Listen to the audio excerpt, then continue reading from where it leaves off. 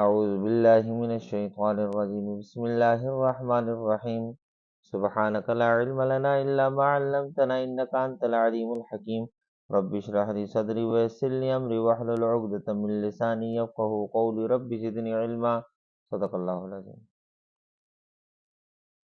قرآن عظیم الشان کتاب جو اللہ رب العزت نے نازل فرمائی ہے، اس کتاب سے مقصود کوئی قصے یا کہانیاں بیان کرنا مقصود نہیں ہے، بلکہ جو بھی قرآن کے اندر کوئی واقعہ کوئی قصہ ذکر ہوا ہے تو اس میں مقصود ایک سبق، ہاں، اس سے مقصود کوئی بھی ایک سبق ہو۔ اب جیسے یہاں پر جو ابھی کل کے سبق میں جو ذکر ہوا تھا، کل کے سبق میں یا پرسوں کے سبق میں بنی اسرائیل کے وہ قاتل کا واقعہ کہ ایک شخص کو قتل کیا گیا، اب قاتل کا پتہ نہیں چلا قاتل کون ہے، تو اس کے لیے وہ موسیٰ علیہ السلام کے پاس گئے کہ اللہ رب العزت سے دعا کریں کہ ہمارے لیے ہمارا مسئلہ یہ حل کر دے کہ اس شخص کو کس نے قتل کیا ہے۔ تو اللہ رب العزت نے انہیں حکم دیا کہ تم ایک گائے ذبح کرو۔ اب یہاں پر ذکر کرنا یہ قصہ جو ذکر کرنا مقصود تھا، اس سے مقصود یہ قصہ مقصود نہیں ہے، بلکہ اس کے اندر ایک سبق مقصود ہے۔ سبق کیا ہے کہ جس طرح اللہ رب العزت یعنی پیدا کرنے پر قادر ہے، اسی طرح اللہ رب العزت مارنے پر بھی قادر ہے، اور اسی طرح اللہ رب العزت ایک مرتبہ پھر دوبارہ زندہ کرنے پر بھی قادر ہے۔ سر ایک جگہ ذکر فرمایا نا قرآن کے اندر، منہا خلقناکم، ہم نے تمہیں اس مٹی سے پیدا کیا، وفیہا نعیدکم، اس مٹی میں تم دوبارہ جاؤ گے، ومنہا نخرجکم تارۃ اخری، ہم تمہیں ایک مرتبہ پھر دوبارہ اس مٹی سے نکالیں گے۔ ہاں، اب دیکھیں جی پورا قرآن جو ہے نا یہ تین باتوں کے اندر ہے، ہاں، توحید، رسالت اور عقیدہ آخرت، یہ پورا قرآن ان تین باتوں کے اندر ہے۔ تو اب یہاں پر یہ مقصود، یہ قصہ بیان کرنا مقصود نہیں ہے، اس سے مقصود کیا ہے کہ عقیدے کی طرف اشارہ ہے، عقیدہ آخرت۔ ورنہ دیکھیں اللہ رب العزت تو اس پر بھی قادر ہے کہ بغیر یعنی گائے کے ذبح کیے اللہ رب العزت ان کو قاتل کا نام بتا دیتا۔ اللہ اس پر بھی قادر ہے کہ بغیر گائے کے ذبح کیے اللہ مردے کو زندہ کر دیتا، مردہ ان کو قاتل کا نام بتا دیتا۔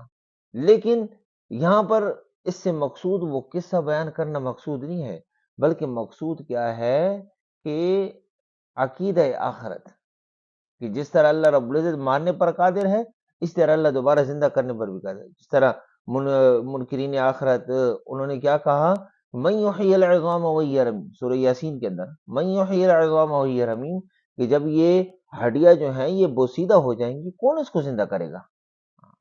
اللہ نے کیا فرمایا، قل یحییھا الذی انشأھا اول مرہ، کہ اللہ ہی اس کو زندہ کرے گا جس نے پہلی مرتبہ اس کو پیدا کیا۔ اللہ رب ہر چیز پر قادر ہے۔ جس طرح ایک جگہ ذکر فرمایا نا کہ هل اتى على الانسان حين من الدهر لم يكن شيئا مذکورا، کہ انسان پر ایک ایسا وقت بھی گزرا ہے کہ جس کا انسان کا کوئی نام و نشان ہی نہیں تھا، پھر اللہ رب العزت نے اس کو عدم سے وجود بخشا، پھر اللہ اس کو موت عطا فرمائے گا، الذی خلق الموت والحیات لیبلوکم ایکم احسن عملا۔ اسی ایک جگہ فرمایا نا افحسبتم انما خلقناکم عبثا وانکم الینا لا ترجعون، کیا تم یہ گمان کرتے ہو کہ تم ویسے ہی تم بیکار پیدا کر دیے گے اور تم ہمارے پاس لوٹ کر نہیں آؤ گے؟ بلکہ نہیں، اللہ رب العزت نے انسان کو ایک مقصد کے تحت اس دنیا کے اندر پیدا کیا۔ ہاں، اسے فرمایا نا وما خلقت الجن والانس الا لیعبدون، کہ ہم نے انسان اور جنات کو صرف اپنی عبادت کے لیے پیدا کیا۔ تو انسان کے اس دنیا کے اندر آنے کا ایک مقصد ہے۔ تو یہاں پر اس واقعے کو بیان کرنے کا ایک مقصد ہے، مقصد کیا ہے؟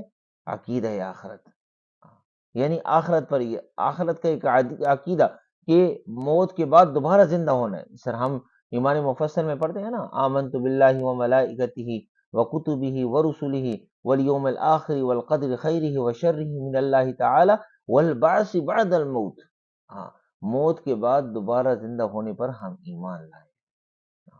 تو یہاں پر منکرین آخرت کو یہ بتانا مقصود ہے کہ جس طرح اللہ رب العزت مارنے پر قادر ہے، اسی طرح اللہ نے دوبارہ زندہ کرنے پر بھی قادر ہے۔ اب اس واقعے کے اندر جب ان کو حکم ہوا کہ گائے کو ذبح کرنا ہے، اب وہ گائے تو جب ان کو مل گئی نا تو انہوں نے گائے کے ساتھ کیا کیا، گائے کے ساتھ کہ گائے کو جب ذبح کیا تو اللہ رب العزت نے کیا حکم دیا کہ گائے کے کسی بھی جسم کے جو کٹا ہوا ایسا ہے جو بھی ذبح کرنے کے بعد جب وہ اس کو کاٹ دیا تو اس کے بعد کسی بھی حصے کو مردے کے جسم کے ساتھ چھو دو، یعنی جسم کے ساتھ لگا دو، مس کر دو۔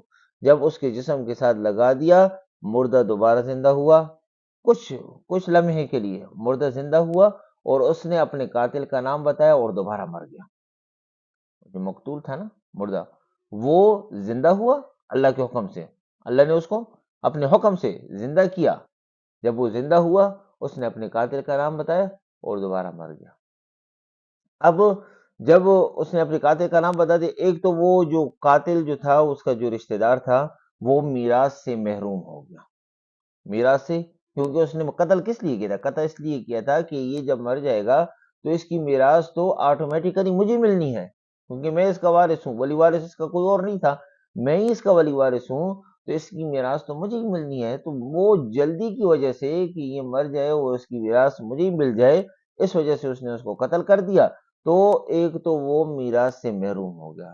دوسرا نقصان کیا ہوا کہ جو بھی مقتول، یعنی ان کے اس کے قتل کے بعد، جب یہ اس بندے کو قتل کیا گیا تھا اور میراث سے وہ شخص محروم ہو گیا، اس کا رشتہ دار محروم ہو گیا، تو اس کے بعد سے یہ طے پا گیا کہ کوئی بھی مقتول ایسا ہو جس کو قتل کیا گیا ہو، تو اس کے وارث اس کی میراث سے محروم ہو گئے، اس کی وارث اس کی میراث سے محروم ہو گئے۔ یہ نقصان بھی ہوا، دو نقصان، ایک تو وہی قاتل جو تھا وہ اس کی میراث سے محروم ہو گیا، اس کے علاوہ اس کے وجہ سے اور جو بھی ورثاء تھے نا، ورثاء، اس کے علاوہ اور بھی جو لوگ مرے، تو ان کے ورثاء جو تھے وہ ان کی میراث سے محروم ہو گئے اس قتل کے بعد۔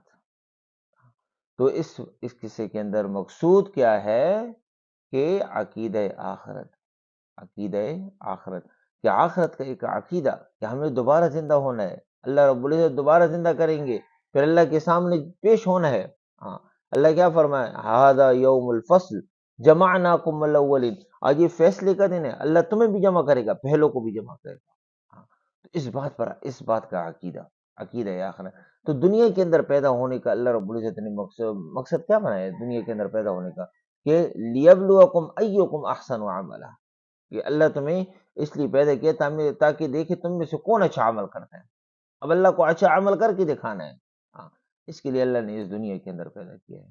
اب یہ مختصر سی زندگی ہے، اس مختصر سی زندگی کے اندر اللہ کو راضی کرنا ہے، اللہ کو راضی کر لیا، موت کے بعد استقبال ہے۔ ہمارے استاد جی حضرت مفتی محمد حسن صاحب دامت برکاتہم لاہور والے، وہ اکثر فرمایا کرتے ہیں بلکہ کہ میرے عزیز، ہم اس دنیا میں رہنے کے لیے نہیں، ہاں، ہم اس دنیا میں رہنے کے لیے، ہم تو رب کو راضی کرنے کے لیے آئے ہیں۔ یہاں اللہ کو راضی کر لیا، آخرت میں خوشیوں کے سمندر ہیں۔